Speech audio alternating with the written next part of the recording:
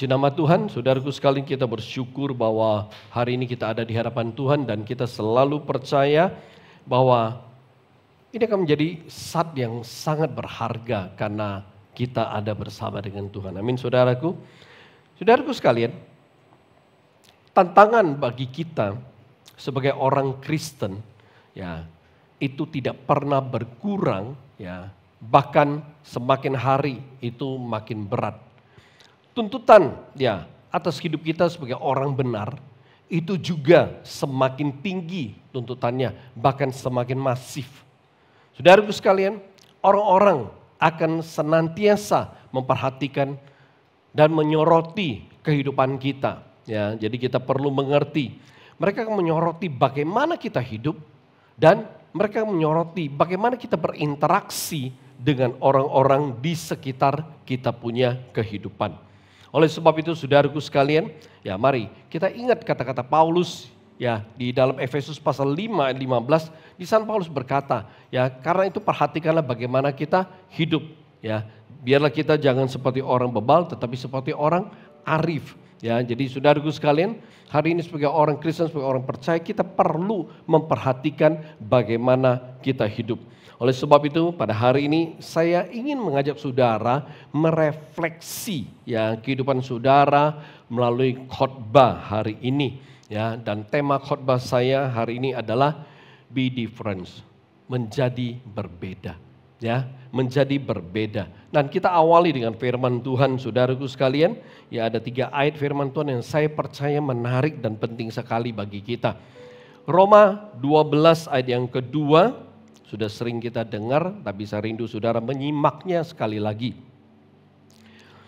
Saya akan bacakan, saudara perhatikan.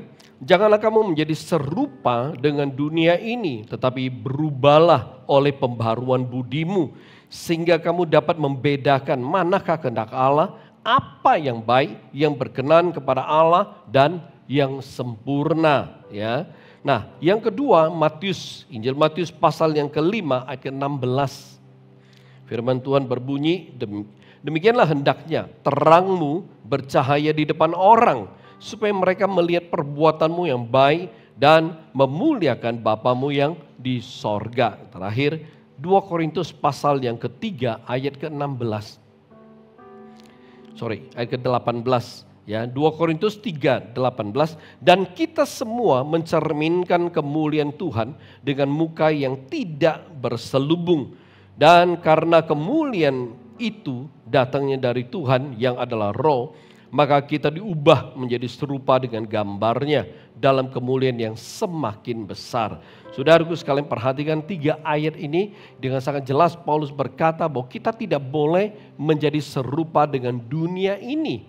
Okay? Yang kedua, saudaraku sekalian, kita harus bercahaya. Hidup kita harus, ya, merefleksikan terang, ya, Tuhan. Dan yang ketiga, bahwa harus, ya, ada kemuliaan Tuhan yang bisa ditemukan melalui kehidupan kita. Jadi saudaraku sekalian, oleh sebab itu mari kita belajar. Kita perlu dari firman Tuhan ini memberitahu mari kita harus menjadi berbeda. Amin, saudaraku, ya, ini penting sekali. Nah, saya percaya bahwa setiap kita rindu bahwa kita bisa mempunyai kehidupan yang baik, ya, semakin baik dan terus menerus baik. Ya, kita rindu hidup kita itu bisa diakui, ya, hidup kita itu bisa, ya, berdampak, ya, dan bahkan hidup kita itu bisa menjadi kebanggaan bagi keluarga maupun orang-orang di sekitar kita.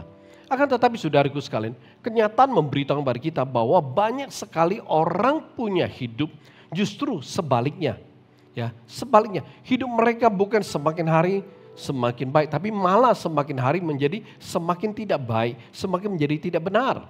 Ya, hidup mereka bukannya menjadi kebanggaan bagi keluarga, tapi sebaliknya menjadi batu sandungan. Ya, karena itu saudaraku sekalian, kita perhatikan bahwa hidup ini tidak mudah. Ya, dan dengan status kita sebagai orang percaya, dengan status kita sebagai orang Kristen, ya, saudara siap tidak siap, saudara mau atau enggak, saudara suka atau tidak suka. Orang-orang yang belum percaya, orang-orang yang belum bertobat, mereka pasti akan memperhatikan bagaimana kita hidup. Mereka akan menyoroti setiap kita punya kehidupan. ya, bagaimana kita hidup, bagaimana kita ya berinteraksi, bagaimana kita bertindak, semuanya itu akan diperhatikan oleh orang-orang di sekitarnya. Saudara sadar tidak sadar, saudara tahu atau tidak tahu, itu yang terjadi saudaraku, itu kenyataannya. Nah, saya percaya bahwa kita berharap hidup kita itu bisa ya berdampak ya. Saya percaya semua orang rindu hidup kita itu membawa dampak. Dan saudaraku sekalian, kalau saudara rindu hidup saudara itu membawa dampak, maka saudara harus bisa menjadi berbeda. Amin saudaraku. Ya, saudara harus bisa menjadi berbeda dengan orang lain. Ya, artinya hidup saudara itu harus bisa lebih baik, lebih benar, lebih sungguh. Ya, mungkin juga lebih kudus, lebih jujur, lebih mengasihi Tuhan, lebih setia, lebih taat dan lain sebagainya. Ya, dibandingkan dengan mereka yang belum percaya, belum bertobat. Nah, saudaraku sekalian, ketika kita bicara menjadi berbeda, saya rindu saudara mengerti, menjadi berbeda itu punya hubungan yang sangat erat dengan perubahan hidup. Oke? Ya, saya menyukai statement ini, menjadi berbeda itu punya hubungan erat sekali dengan perubahan hidup. Nah, saat kita berbicara mau menjadi berbeda, tapi hidup kita itu tidak berubah, maka kita tetap sama. Ya, nah, saudaraku sekalian perhatikan, saat kita bicara mengenai perubahan hidup, saya ingin mengajak saudara untuk mengerti apa yang dimaksud dengan perubahan hidup. Ya, mungkin kita bisa mencoba untuk menemukan, ya, kira-kira, ya, apakah hidup saya itu benar-benar udah berubah? Ya, mari kita coba perhatikan apa yang dimaksud dengan perubahan hidup. Perubahan hidup itu adalah berubahnya kehidupan seseorang. Bisa aja itu Anda, bisa aja itu orang lain. Ya, berubahnya kehidupan seseorang di dalam berbagai segi yang dapat dilihat dengan jelas dan dapat dirasakan ya oleh orang-orang di sekitar kita. Ya, jadi kita harus berubah secara keseluruhan. Ya, kita harus berubah, sikap kita harus berubah, sifat kita mesti berubah, karakter kita mesti berubah, perilaku kita mesti berubah. Nah, saudaraku sekalian, kalau hidup kita tidak berubah, saya mau katakan bahwa hidup kita itu sama dengan orang lain. Ya, dan tidak ada bedanya dengan mereka. Sekali lagi, hidup kita kalau tidak berubah, maka hidup kita akan sama dengan orang lain dan tidak ada beda sedikit pun dengan mereka. Jadi saudaraku sekalian, dengan kata lain, kalau mereka hidup dalam kesalahan, ya kita juga hidup dalam kesalahan. Mereka hidup dalam kecemaran, kita juga hidup dalam kecemaran. Mereka hidup dalam perbuatan dosa, kita juga hidup dalam perbuatan dosa. Nah, apabila hidup kita itu tidak ada bedanya ya dengan mereka punya hidup, ya, maka kita tidak lebih baik daripada mereka. Ya. Dan hidup kita itu tidak pernah bisa menjadi berbeda atau menjadi lebih baik dibandingkan mereka yang belum percaya dan belum bertobat apabila tidak ada perubahan sama sekali. Jadi intinya saudara harus memperhatikan kehidupan saudara. Ya, kalau kita rindu beda sama mereka, kita rindu hidup kita menjadi lebih baik. Ya, kita rindu hidup kita itu orang-orang bisa menemukan, wow, ini Kristen nih. Mereka bisa menemukan ada terang Kristus yang luar biasa. Mereka bisa menemukan kemuliaan Allah. Ya, saudaraku sekalian, maka ya hidup kita harus berubah. Tidak bisa tidak berubah. Ya, saudaraku sekalian, ya contohnya ini, kalau kita punya hidup tidak berubah, maka nol dampak, tidak ada dampak yang bisa kita hasilkan. Saudaraku sekalian, mari kita mencoba untuk melihat, ya, hidup kita tidak akan menjadi berbeda. Ya, kalau hidup kita tidak ada perubahan, contohnya sikap yang tidak berubah. Ya, sikap yang tidak berubah. Nah, saudaraku sekalian, apa yang dimaksud dengan sikap?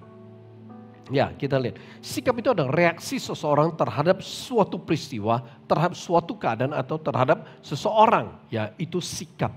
Jadi saudaraku sekalian, ya hari ini sebagai orang percaya, ya sebagai orang Kristen, saudaraku sekalian, mari sikap kita itu sudah berubah atau enggak? Misalnya, contohnya, dulu sikap kita itu suka meremehkan orang. Ya, sikap kita itu suka cuek. Ya, lalu sikap kita itu manipulatif, saudaraku sekalian, atau sikap kita itu angkuh. Nah, itu dulu mungkin kita belum percaya, ya, belum jadi orang Kristen. Tetapi sekarang setelah kita menjadi orang percaya, setelah kita menjadi orang Kristen, nah, hidup kita itu masih meremehkan orang enggak? Soalnya ada orang seperti ini loh, ya, suka memandang rendah orang, suka meremehkan orang, orang nggak ada gunanya, ya, moyung dan lain sebagainya. Ada orang seperti begitu, ya.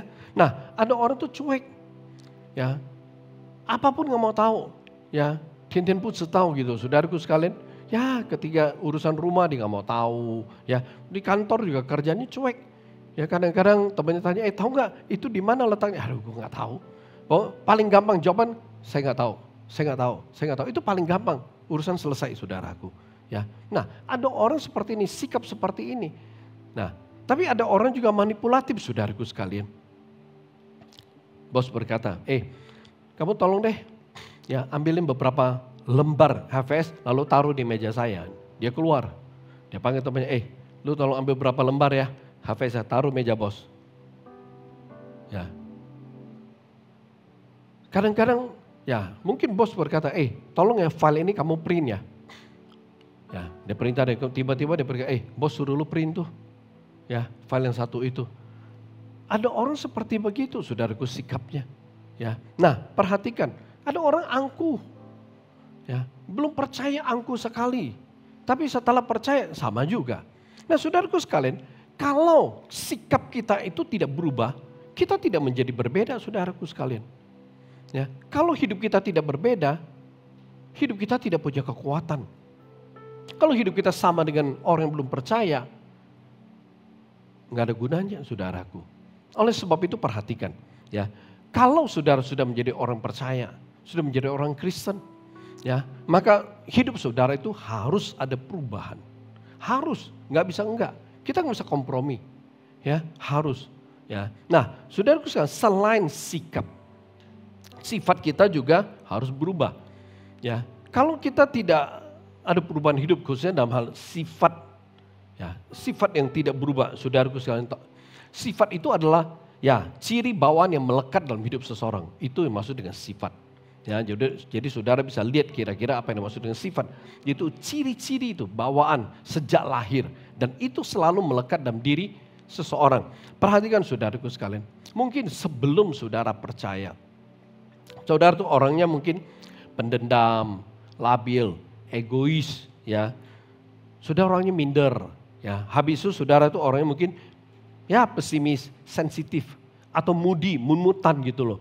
Ya, ada orang kan hidupnya seperti ini, mut-mutan, ya. Oh, kalau lagi mood, waduh, suasana enak, nyaman, orang enak, ya. Enak untuk diajak ngomong dan lain sebagainya. Tapi kalau lagi nggak mood, waduh, capek deh saudaraku sekalian, seperti ngomong sama tembok, ya. Tapi ada orang juga model-modelnya bossy gitu, ya, suka memerintah orang, ya. Padahal harusnya itu pekerjaan dia, tugas dia, tapi dia suka perintah orang, suruh orang lain kerjain gitu loh. Ya, saya ingat saudaraku sekali, itu udah lama sekali, belasan tahun yang lalu. Saya ingat waktu itu saya melatih beberapa anak muda, ya, yang orang tuanya sudah menyerahkannya pada gereja karena udah nggak tahan.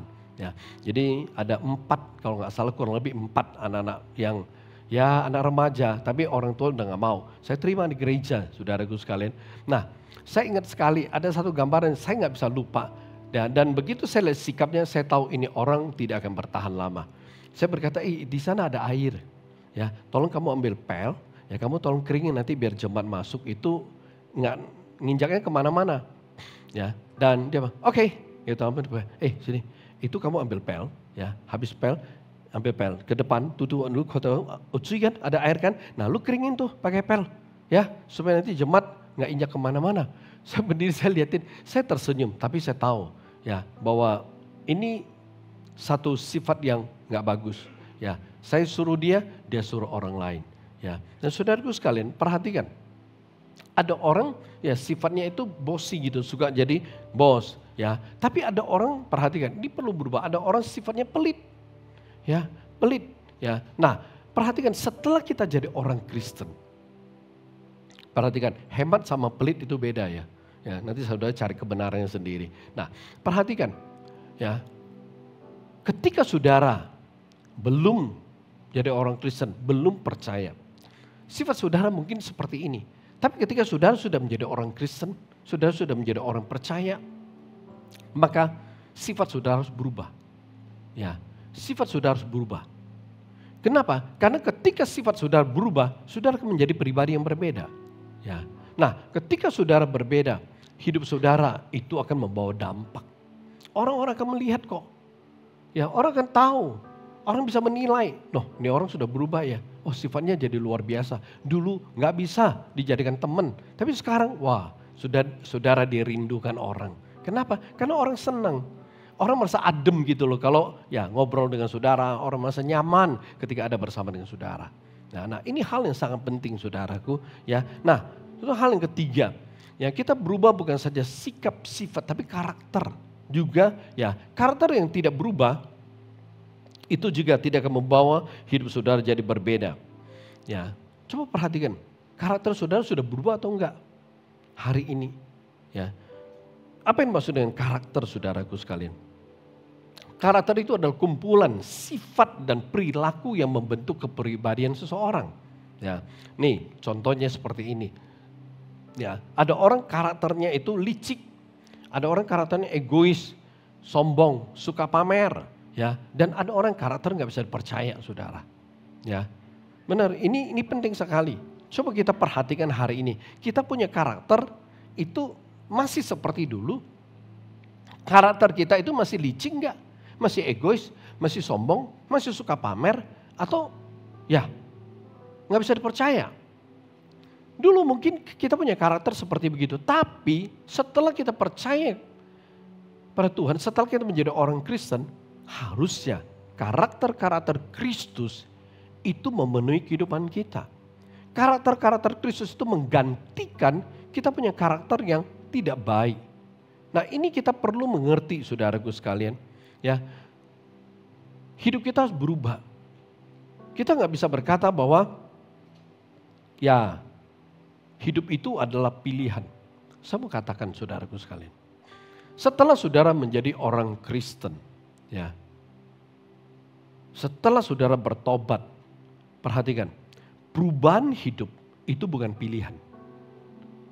Perubahan hidup adalah keharusan. Ini yang saudara perlu bedakan dengan baik.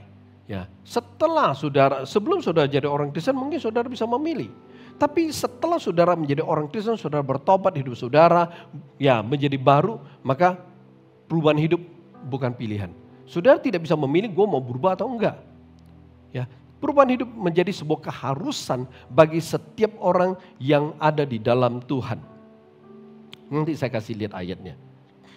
Ya, saudaraku sekalian perhatikan. Yang keempat, kalau perilaku tidak berubah, hidup kita nggak ada bedanya, sama. Ya, perilaku itu adalah tindakan ya atau reaksi ya yang amat tidak dapat dilihat dari diri seseorang ya dalam situasi tertentu ya. Jadi perilaku itu nggak bisa dibohongin saudaraku sekalian.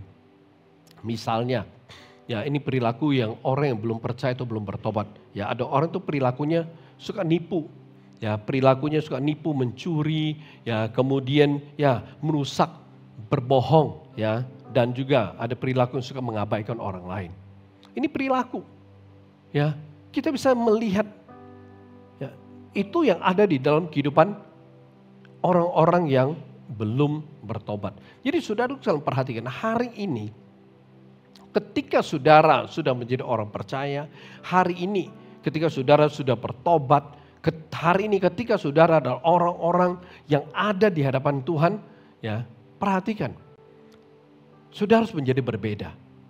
Ya, harus menjadi berbeda. Kita tidak bisa berkata, ya aku menyukai hidupku. Aku menikmati hidupku yang seperti ini. Gak bisa saudara. Gak bisa. Ya, kenapa gak bisa? Dalam 2 Korintus pasal 5:17, ya, 2 Korintus 5:17 itu firman bilang begini. Jadi siapa yang ada di dalam Kristus, ia adalah ciptaan baru. Yang lama sudah berlalu, sesungguhnya yang baru sudah datang. Jadi di ayat ini menegaskan kepada kita bahwa setelah saudara menjadi orang Kristen, perubahan hidup itu bukan pilihan. Ya, ini perlu dimengerti dengan sangat jelas.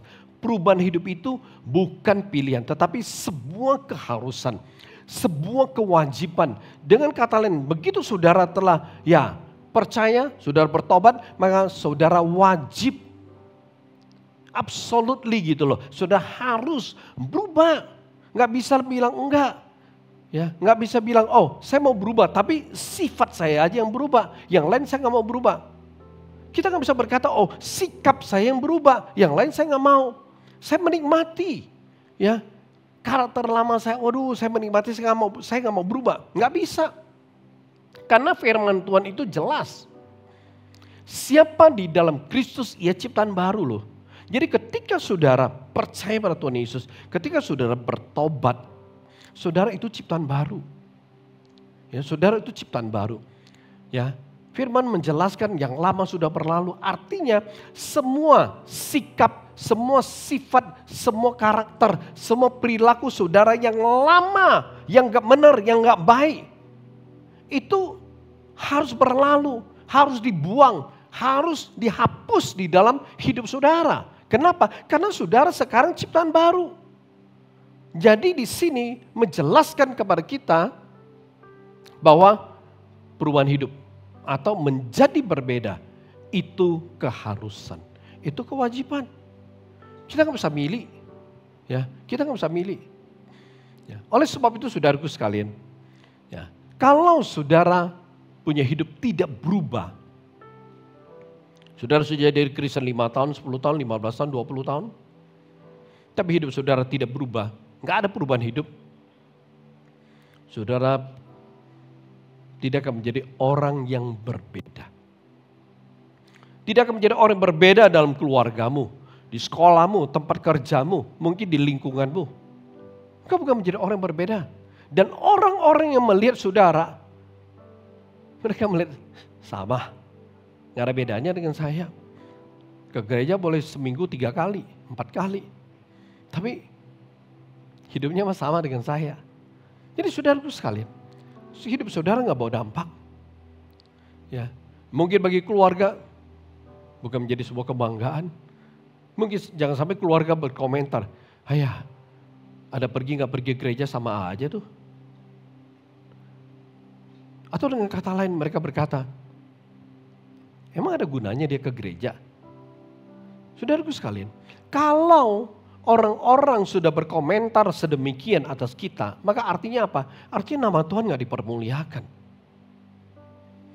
Artinya, saudara masih serupa dengan dunia ini. Artinya, kemuliaan Tuhan itu tidak terpancar melalui kehidupan saudara. Saudaraku sekalian, kalau hidup kita seperti ini, bagaimana hidup kita bisa diberkati Tuhan? Kalau hidup kita seperti ini, bagaimana hidup kita itu berkenan di mata Tuhan? Mari saudaraku sekalian, saudara perlu mengerti, kita dipanggil keluar untuk menjadi orang yang berbeda. Kita dipanggil percaya untuk menjadi dampak. Nah ini yang harus kita mengerti. Saudaraku sekalian, saudara ngerti gak? Sebenarnya hidup orang Kristen itu adalah sebuah kehidupan sangat berharga dan sangat bernilai. Saya tidak tahu apakah saudara pernah berpikir bahwa kehidupan orang Kristen sebenarnya berharga dan bernilai. Ya. Saudaraku sekalian, apa yang membuat kehidupan saudara dan saya atau kehidupan orang Kristen itu berharga dan bernilai? Apa yang membuat kehidupan orang Kristen berharga dan bernilai? Jawabannya sederhana. Perubahan hidup yang menghasilkan perbedaan, itulah yang membuat hidup orang Kristen jadi berharga dan bernilai. Saudaraku sekali menarik. Ketika hidup kita berubah, maka akan terlihat dengan jelas perbedaannya. Tapi apabila kehidupan kita tidak ada bedanya dengan orang-orang yang belum percaya dan belum bertobat, maka tidak ada yang spesial dari kehidupan kita. Dan dengan demikian hidup kita itu tidak ada harga serta nilai. Kenapa? Karena sama kok dengan mereka. Saudaraku sekalian, kenapa emas dan tembaga bisa beda? Emas sama besi. Kenapa bisa beda? Emas yang berharga. Ya. Kenapa? Berlian sama batu kali, sama batu aki itu berbeda. Saudaraku sekalian, kita perlu mengerti bahwa dalam kehidupan ini, ya, hidup saudara, jati diri saudara, status saudara sebagai orang Kristen itu berharga, itu bernilai. Itu sama dengan emas dibandingkan dengan besi dan tembaga. Sama dengan berlian dan dibandingkan dengan batu akik ataupun batu kali, saudara. Itu jelas. Karena itu saudara perlu mengerti bahwa saudara punya hidup ada nilai, ada harganya. Kenapa? Karena beda. Beda sama keluarga saudara yang belum percaya, beda sama tetangga saudara, beda sama orang kantor atau teman sekolah saudara yang belum percaya atau belum bertobat. Beda. Tapi perbedaannya masih signifikan. Artinya perbedaan hidup saudara harus benar-benar ketara, harus benar-benar terlihat jelas, harus benar-benar terasa sama orang-orang di sekitar saudara. Ini penting, ini menarik. Apabila kehidupan saudara itu gak ada beda sama sekali.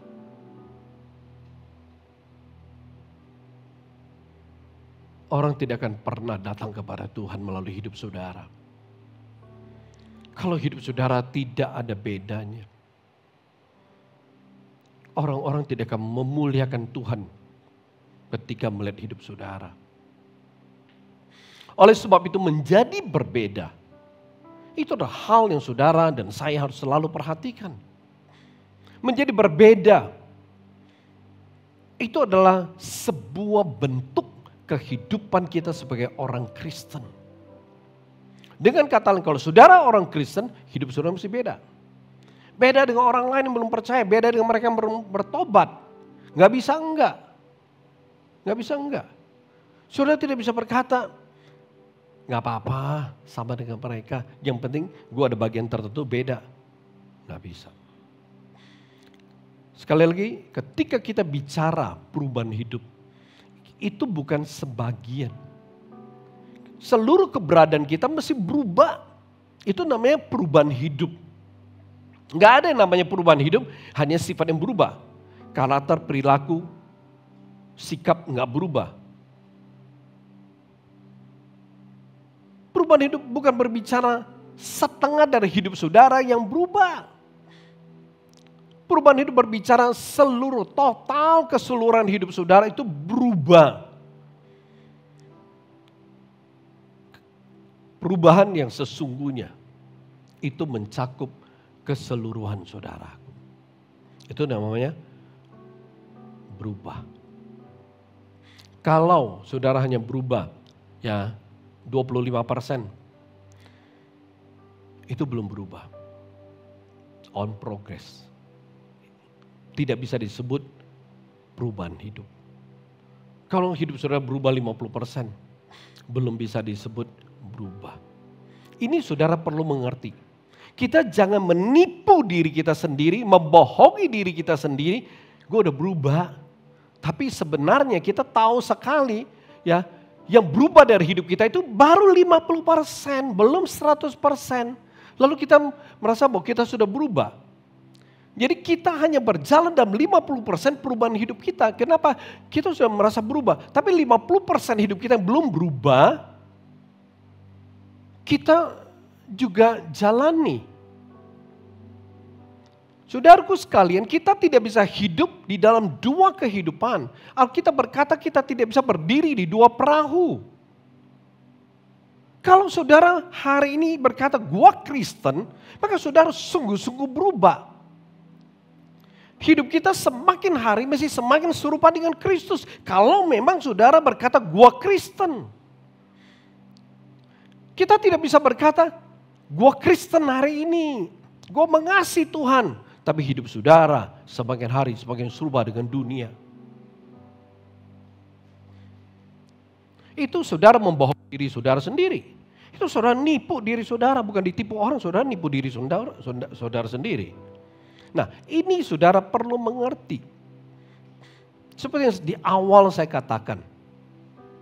Hari ini saudaraku sekalian, tantangan kita sebagai orang Kristen, hidup kita tuh gak mudah. Orang nuntut kita, ya tuntutannya semakin besar.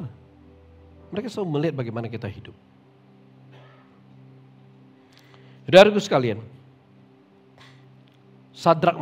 Daniel, Sadrak, Mesak, Abednego.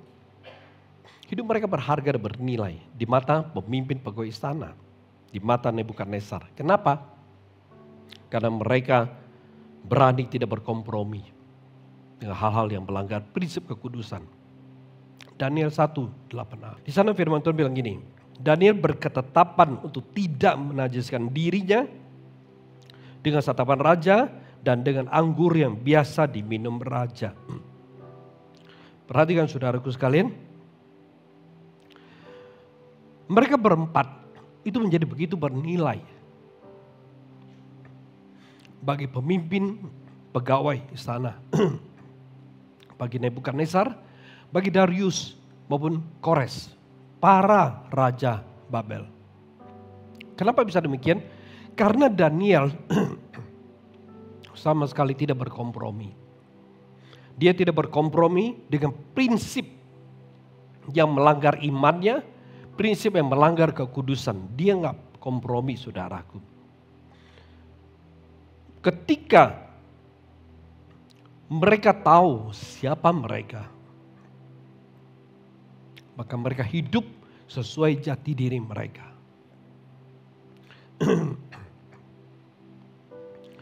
Ketika saudara tahu jati diri saudara, saudara nggak berkompromi. Saudara mesti hidup dengan prinsip iman saudara. Saudara mesti hidup dengan prinsip kekudusan saudara. Keberanian Daniel menjadi berbeda itu membuat kehidupan Daniel dan teman-temannya menjadi kemuliaan bagi nama Tuhan. Bahkan saudaraku sekalian, pada masa Raja Darius, mereka mesti menyembah Tuhan. Tuhannya Daniel. Daniel pasal 6:26.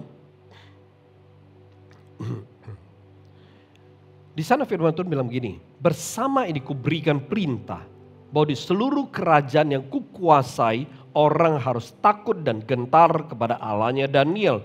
Sebab dialah Allah yang hidup yang kekal untuk selama-lamanya. Pemerintahnya tidak akan binasa dan kekuasaannya tidak akan berakhir. Menarik. Saudaraku sekalian, perhatikan. Ini yang terjadi pada masa Daniel, pada masa zaman Raja Darius. Semua rakyat, semua orang-orang di Babel harus takut, harus nyembah Allahnya Daniel. Kenapa bisa demikian berdampak Daniel? Karena Daniel itu hidupnya berbeda. Dia memilih menjadi berbeda. Coba pelajari kitab Daniel. Dia memilih menjadi berbeda. Dan itu nilainya luar biasa. Hidupnya begitu berharga dan melalui hidupnya nama Tuhan itu ditinggikan. Saudaraku sekalian, kita harus menjadi berbeda. Ya. Agar hidup kita bisa berharga dan hidup kita bisa bernilai. Serta nama Tuhan itu bisa dipermuliakan dan ditinggikan. Oleh sebab itu mari hari ini coba kita perhatikan kehidupan kita. Ya. Kalau kita rindu hidup kita menjadi bernilai dan berharga, melalui hidup kita nama Tuhan dipermuliakan, maka kita harus bisa menjadi berbeda dalam beberapa hal.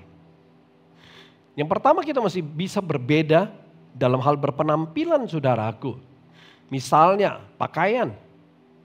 Ya, saudaraku sekalian, mungkin ya dulu sebelum kita bertobat kita suka pakai yang pendek-pendek. Ya, kalau kita pakai baju suka tuh kita ya belahannya sampai ke bawah-bawah, ya sampai lembah sungai Yordannya terlihat dengan jelas. Ya. Setelah kita bertobat ya nggak boleh saudaraku. Ya, jangan suka pakai yang pendek-pendek. Ya, duduk pun susah, narik melulu. Ya, udah nggak bisa tarik masih ditarik-tarik. Ya, mari setelah saudara bertobat, perhatikan penampilan saudara. Ya, pakai baju, ya boleh ikutin model, tapi pakai yang baik, yang berpenampilan yang baik. Ya, ya pakai baju, ya agak tertutup sedikit nggak ada ruginya saudaraku. Ya, kalau panas, ya bukan berarti buka-buka jadi adem, enggak saudaraku sekalian. Ya, pakai yang agak tertutup. Ya, kan nggak lucu. Ya, kita pakai baju, wah buka belahan sampai di bawah. Kan nggak enak dilihat orang, ya. Kan nggak lucu. Masa ya lembah sungai Yordannya terlihat oleh semua orang, ya. Kan nggak enak. Atau kita pakai baju, saudaraku sekalian, pakai baju ngepres habis sampai badannya kecetak lekuk-lekuknya. Kan sayang saudaraku sekalian, ya. Sayangnya kenapa? Masa kita punya lekukan badan itu dinikmati mulai dari cleaning service, tukang parkir, sama para pegawai, sama seluruh. Ya mungkin kalau saudara pergi ke restoran, dinikmati semua orang. Ya ke mall, satu mall nikmatin, kita punya lekuk badan. Ngapain saudaraku? Harusnya itu kan dinikmati oleh suami saudara. Nangkap kan?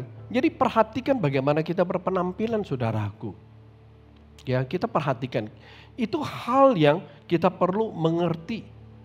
Mau pakai yang modis boleh, ya nggak salah kok pakai baju yang modis, ya kita tidak menentang, tapi mari berpenampilan yang baik, ya. Lalu saudaraku sekalian kalau pakai aksesoris bagus supaya memperindah tubuh, tapi pakai aksesoris jangan, saking over norak kayak toko kelontong yang berjalan, gantung sana gantung sini, banyak banget tuh aksesorisnya. Amin saudaraku, ya. Nah ini kita perlu mengerti, ya. Kita perlu mengerti, ya. Ya, lalu soal pakai tas. Mas, perhatikan. Tas.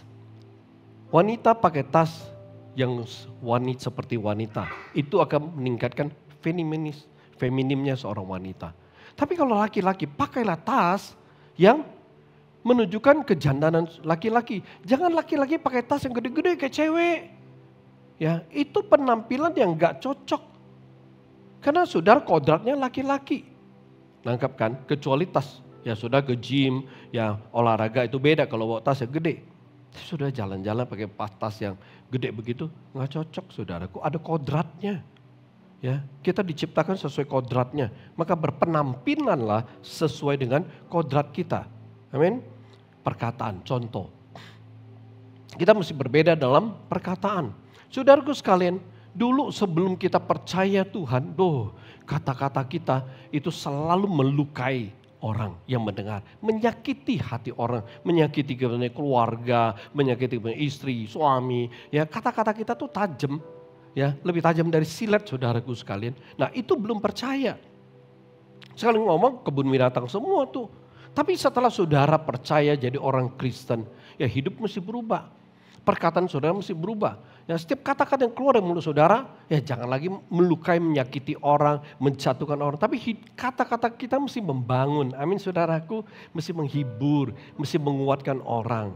Aduh bagus ya, ya semangat ya. Oh kamu pasti bisa. Ya mestinya begitu kata-kata kita sebagai orang Kristen. Amin. Ya kata-kata yang keluar dari mulut kita mesti positif. Nah, ya atau ya kita mesti berbeda dalam hal apa? Tindakan. Mungkin orang yang belum percaya, kalau mereka marah, ya mungkin mereka banting pintu, mereka banting gelas, banting piring, ya atau banting semua bisa dibanting. Tapi setelah ya saudara menjadi orang Kristen, tindakan saudara mesti beda. Kalau marah, ya jangan sama, ya kalau marah kita punya sikap jangan seperti orang yang belum percaya, perilaku kita jangan seperti orang yang belum percaya. Ya, kalau saudara sudah jadi orang Kristen, ya contohnya waktu marah, ya tindakan saudara, yaudah jangan arogan. Tindakan saudara, ya jangan terlalu ya bereaksi. Ya itu tindakan. Ya, nah apa yang saudara lakukan harus yang benar, itu tindakan. Ya, jadi perhatikan, kita perlu berbeda dalam tindakan kita. Orang lain melakukan kesalahan tidak merasa bersalah. Ya saudara nggak boleh begitu. Setelah kita menjadi orang Kristen, kalau kita punya tindakan salah, kita mesti berubah, kita mesti bertobat, kita mesti minta maaf. Kita berusaha untuk tidak mengulanginya. Itu setelah kita menjadi orang Kristen. Amin. Contoh yang lain, kita mesti berbeda dalam pikiran. Masa pikiran kita sama dengan orang yang belum percaya? Jangan, ya. Kita punya pikiran harus selalu memikirkan hal-hal yang positif. Ya, jangan isinya ya pikiran kita hal-hal yang negatif, yang cemar, yang kotor, yang najis gitu loh.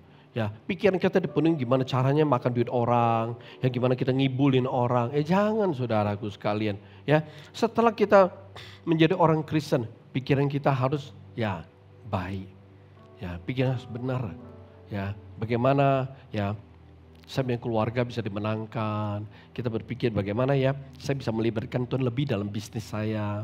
Ya bagaimana saya bisa menyerahkan hidup saya lebih banyak kepada Tuhan. Ya itu yang harus kita pikirkan. Bagaimana hidup saya semakin hari semakin berkenan. Nah harusnya pikiran kita beda.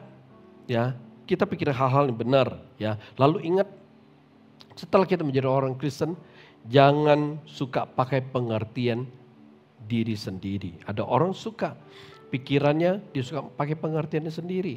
Nggak boleh ya. Nah contoh yang lain kita mesti berbeda dalam hal apa? Pergaulan. Ya, jadi saudaraku sekalian dulu misalnya sebelum kita bertobat. Ya, kita bergaul dengan teman-teman kita yang lama. Ya, nah hari ini setelah saudara bertobat. Saudara menjadi orang Kristen. Ya, ketika saudara ada bersama dengan teman-teman saudara yang belum bertobat, belum percaya. Bagaimana perilaku saudara? Mereka merokok, saudara juga ikutan merokok. Ya, saudara berkata nggak enak kalau mereka merokok, saya nggak merokok. Saudara udah jadi Kristen, udah bertobat.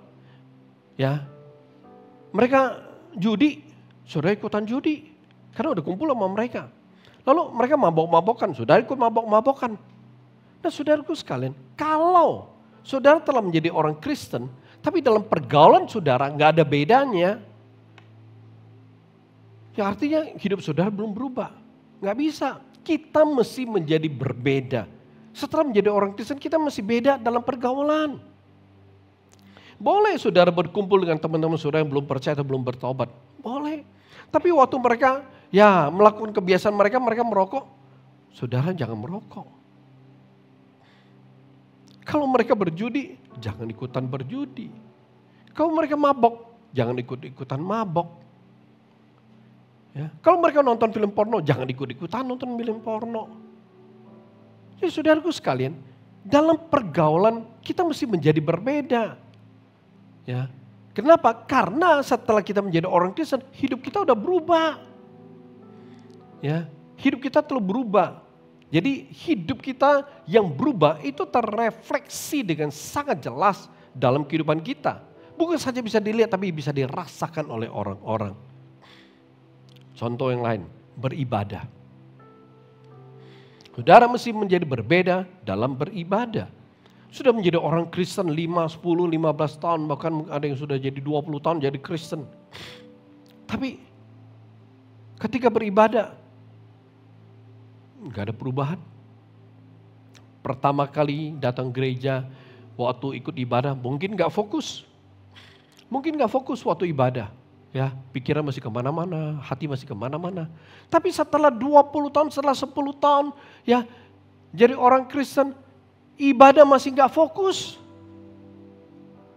Lagi ibadah kepada Tuhan, hati kemana, pikiran kemana. Masih nggak fokus. Ya. Atau saudaraku sekalian, waktu memuji Tuhan. Ya, waktu memuji Tuhan, kita bernyanyi, kita memuji Tuhan, kita buka suara saudaraku. Betapa indah tadi, saya dengar dari belakang. Ya, waktu worship leader berkata jemaat saja yang menyanyi, itu suara kan enak. Ya. Semua buka suara, nyanyi, wah suara enak kayak paduan suara, sorgawi. Ya. Jadi saudaraku sekalian, setelah kita menjadi orang Kristen, mari waktu kita ibadah, waktu kita memuji Tuhan, kita buka suara dengan suara yang keras kita memuji Tuhan. Ya, kita bernyanyi untuk Tuhan kok, bukan untuk diri kita sendiri. Ya, waktu kita bernyanyi, hati kita tujukan kepada Tuhan, nggak apa-apa. Ya, suara kita suara bebek kayak juga nggak masalah. Yang penting kan gue menyanyi untuk Tuhan. Amin saudaraku. Ya, jadi waktu beribadah mari, biarlah kita boleh menjadi berbeda dalam hal ibadah. Fokus. Ya, buka suara waktu kita memuji Tuhan. Di samping itu saudaraku sekalian, waktu dengar firman Tuhan serius. Ya ada orang jadi Kristen 5, 10, 15 tahun bahkan 20 tahun. Kalau dengar firman Tuhan mah gak pernah serius. Gak boleh begitu, kita perlu menjadi berbeda. Dengar firman Tuhan itu serius. Ya, kenapa? Karena kita mendengarkan firman Tuhan. Ada orang kalau dengar firman Tuhan mah gak bisa serius. Ada aja yang dia bisa kerjakan, ada aja yang dia mau kerjakan. Pada saat dengar firman tuh. Pada saat dia sedang mendengarkan sebuah kebenaran yang sangat hakiki dalam hidupnya. Nah saudaraku, bagaimana kita bisa bertumbuh kalau kita tidak serius mendengarkan firman Tuhan? Bagaimana iman kita bertumbuh, roh kita bertumbuh makin kuat kalau kita tidak serius dengar firman Tuhan? Atau dalam hal beribadah lainnya yang kita perlu lihat. Belajar untuk hadir tepat waktu saudaraku. Ya, sekian lama kita jadi orang Kristen. Ya, kita datang kepada Tuhan selalu nggak tepat waktu. Saya percaya saudaraku sekalian, ya, kita sama-sama di waktu Indonesia bagian barat saudaraku. Artinya apa? Kalau di Gria Riatur jam 11, saya percaya di Asia juga jam 11. Di Kuning juga jam 11. Amin saudaraku. Ya, oleh sebab itu mari kita belajar. Setelah kita menjadi orang Kristen, kita belajar. Ya, kalau mau beribadah kepada Tuhan mari. Kita belajar untuk hadir tepat pada waktunya. Ya, kita harus bisa menjadi berbeda. Ya, hidup kita mesti ada perubahan. Amin saudaraku. Ya, nah kembali, mengapa perubahan hidup itu penting? Ya, mengapa perubahan hidup penting? Perubahan hidup itu penting bukan saja membuat kita menjadi berbeda, tapi perubahan hidup itu akan menghasilkan dua hal yang sangat menarik dalam kehidupan kita. Yang pertama, perubahan hidup akan menghasilkan tindakan yang berbeda. Ketika saudara berubah, ya, ketika saudara masuk dalam sebuah perubahan hidup, apa yang saudara lakukan pasti beda. Tindakan saudara pasti berbeda. Ya, contoh yang sangat sederhana. Dulu saudara, ya mungkin suka bohong. Ya, setelah percaya Tuhan nggak bohong lagi.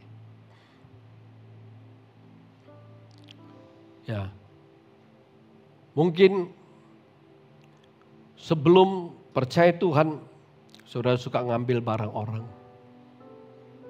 Atau bahasa halusnya pinjem tapi nggak dikembalikan. Atau pinjem tanpa diketahui yang punya. Tapi setelah bertobat, enggak, kita tidak melakukan hal seperti ini. Nah, perhatikan, perubahan hidup menghasilkan tindakan berbeda. Injil Lukas 19 ayat 8. Mari kita lihat. Injil Lukas 19 ayat 8, tetapi Sakeus berdiri dan berkata kepada Tuhan, Tuhan, setengah dari milikku akan kuberikan kepada orang miskin. Dan sekiranya ada sesuatu yang kuperas dari seseorang, akan kukembalikan 4 kali lipat. Perhatikan, begitu Sakeus bertobat, dia adalah seorang pemungut cukai yang sangat kejam. Dia kalau ngecas orang, itu bisa beberapa ratus kali. Ya, beberapa ratus %. Jadi saudaraku sekalian, dia orang yang sangat sadis, sangat ditakuti. Tapi ketika dia bertobat, ketika dia percaya Tuhan, dia bertobat, apa yang terjadi?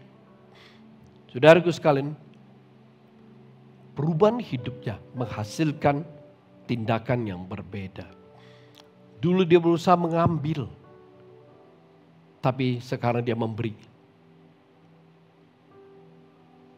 Dulu dia ingin mengambil sebanyak-banyaknya, sekarang dia ingin memberi sebanyak-banyaknya. Saudaraku sekalian, ini gak bisa dibohongin loh. Kalau saudara benar-benar hidup saudara berubah, saya percaya tindakan saudara pasti akan berbeda. Pasti berbeda saudaraku. Kalau seandainya tindakan saudara dari dulu sampai sekarang masih sama, artinya saudara itu belum berubah hidupnya. Ada gak orang Kristen sudah jadi Kristen bertahun-tahun hidupnya nggak berubah. Ada nggak? Ada. Seperti tadi saya katakan. Berubah mungkin hanya 25%, berubah mungkin hanya 50%. Oleh sebab itu tidak bisa disebut hidup yang berubah. Kalau hidup yang tidak berubah, maka hidupnya tetap sama. Walaupun sudah berubah 50%, tetap sama. Ya, tetap sama. Ya, karena ketika hidup kita tidak berubah total, tidak berubah secara keseluruhan, hidup kita tidak pernah akan berbeda. Walaupun 50% ada bedanya, tapi 50% tetap sama. Orang tetap akan melihat saudara itu belum berubah. Orang tetap akan melihat hidup saudara belum berbeda. Oleh sebab itu kalau saudara rindu menjadi berbeda, maka saudara harus berubah hidupnya total. Semuanya, semua aspek. Ya, sikap, sifat, karakter, perilaku total harus berubah. Amin. Yang kedua, perubahan hidup itu menghasilkan apa? Tujuan hidup yang berbeda. 1 Korintus 9:23. Segala sesuatu ini aku lakukan karena Injil, supaya aku mendapat bagian dalamnya. Saudaraku sekalian, perhatikan. Ketika Paulus bertobat, dia punya tujuan hidup jadi beda. Dulu, dia akan menjadi seorang Farisi yang terkenal. Dia akan menjadi orang Farisi yang ditakuti. Dia akan menjadi orang Farisi yang berpengaruh. Oleh sebab itu dia pergi kemana-mana, dia nangkapin orang percaya, dia bunuh mereka, penjarakan mereka. Tapi begitu Paulus mengalami encounter dengan Kristus, hidupnya berubah. Dan tujuan hidupnya jadi beda. Dulu ingin menjadi orang terkenal, orang yang ditakut, tapi sekarang tujuan hidupnya dia ingin hidup demi Injil. Dia mau hidup untuk Injil. Saudaraku sekalian, ketika saudara berubah total, saya percaya tujuan hidup saudara pasti beda. Pasti beda. Ya.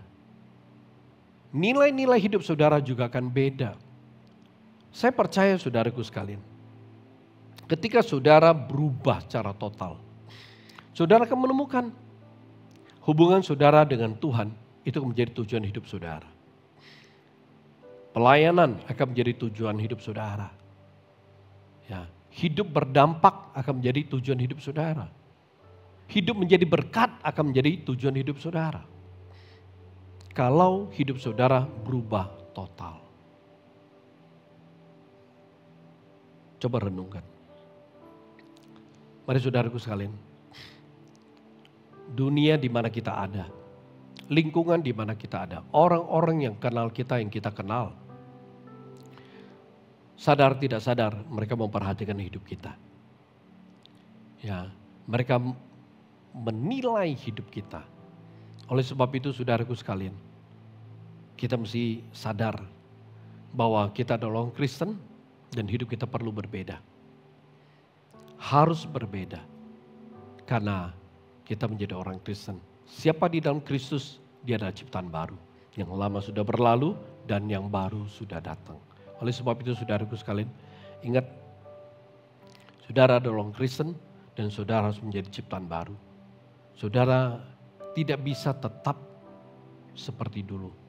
Ya, kenapa? Karena saudara telah Tuhan jadikan baru di dalam Dia. Oleh sebab itu mari kita belajar untuk sungguh-sungguh bisa menjadi orang yang berbeda. Punya hidup yang berbeda. Amin. Kita tundukkan kepala. Saya mau saudara datang kepada Tuhan pada hari ini. Coba renungkan, pikirkan kehidupan saudara sampai hari ini. Apabila saudara punya hidup belum berubah sepenuhnya, belum berubah total, saudara datang kepada Tuhan, saudara akui kepada Tuhan, dan saudara minta Tuhan berkasih karunia, minta Tuhan menolong saudara, membantu saudara, minta Tuhan memampukan saudara agar saudara bisa benar-benar sepenuhnya berubah. sikap, sifat, karakter, perilaku itu bisa berubah. Pikiran, perasaan, keinginan itu bisa berubah. Datang kepada Tuhan. Ingat, perubahan hidup itu bukan pilihan. Mau tidak mau berubah bukan pilihan. Sebagai orang Kristen, ketahuilah inilah kebenarannya. Yaitu perubahan hidup adalah keharusan dan kewajiban bagi kita. Karena hidup kita semakin hari harus semakin serupa dengan Kristus. Bukan serupa dengan dunia ini. Haleluya Yesus. Saya berikan waktu kepada saudara untuk berdoa. Datang kepada Tuhan dengan sungguh-sungguh. Saya percaya ketika kita menyerahkan diri kita sekali lagi kepada Tuhan, kita minta Tuhan berkasih karunia, kita minta Tuhan menolong kita, kita minta Tuhan memampukan kita, Tuhan akan lakukan. Dia akan terus menemani saudara berubah kalau memang saudara serius untuk berubah, terus berubah dan terus berubah. Tuhan pasti akan menemani saudara. Datang kepada Dia. Haleluya, Jesus, glory, glory. Oh, haleluya.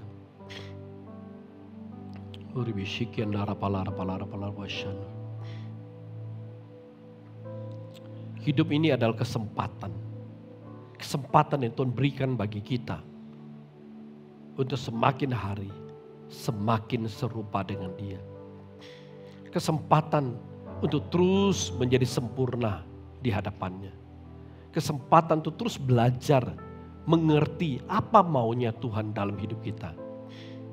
Oleh sebab itu saudaraku sekalian, jangan sia-siakan kesempatan demi kesempatan Tuhan berikan bagi kita.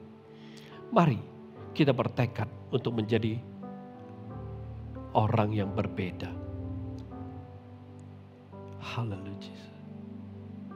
Hamba berdoa saat ini Tuhan, menyerahkan setiap anak-anak-Mu yang datang kepadamu. Tuhan, hamba berdoa kiranya Engkau beranugerah lebih atas setiap mereka. Beri kekuatan kepada mereka yang saat ini sungguh-sungguh rindu berubah sepenuhnya.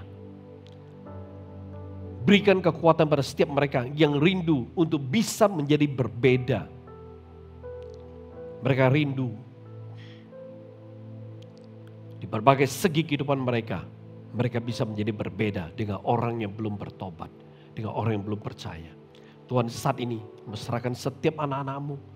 Tuhan menyertai mereka, menuntun mereka, memimpin mereka. Sehingga mereka bisa masuk dalam sebuah perubahan hidup yang sesungguhnya dan sepenuhnya di hadapan-Mu. Sehingga hidup mereka itu menjadi berharga, hidup mereka itu menjadi bernilai, dan hidup mereka menjadi kemuliaan bagi nama Tuhan. Terima kasih Bapa, terpujilah nama-Mu, mulia bagi nama-Mu. Di dalam nama Yesus Tuhan aku berdoa dan menyerahkan firman-Mu. Haleluya. Amin. Amin.